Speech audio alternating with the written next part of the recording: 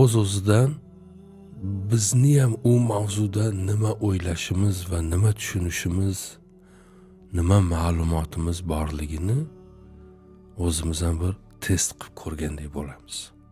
Quruqdan quruq o'qimaymiz. Bilib bilmay, anglab anglamay biz ham u yerda ko'tarilayotgan masalalarga, voqeliklarga, fikrlarga nisbatan ichimizda bir ovoz paydo bo'ladi. Gohida qo'shilamiz, gohida inkor etamiz, rad etamiz.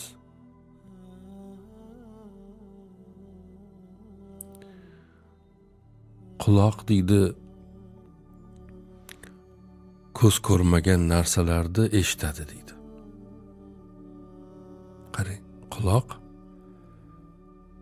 ko'zdan qochirgan narsalarimizni, ko'rmay qolgan narsalarimizni eshitadi. Va yana aytishadiki, quloq ko'zni ko'rishga majburlaydi deydi. Nima degani bu? Bir qiziqish uyg'onadi. Bir ovoz e'tiborimizni bir tomonga jalb qiladi. E'tiborimiz jalb bo'lgan tarafga qararkanmiz, bir narsani ko'ramiz.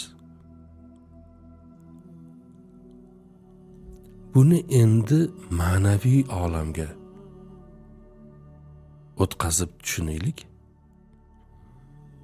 U kitob bir ovozdir. U yerda bir fikr bordir, bir tuyg'u, bir his bordir. Biz uni o'qirkanmiz, o'z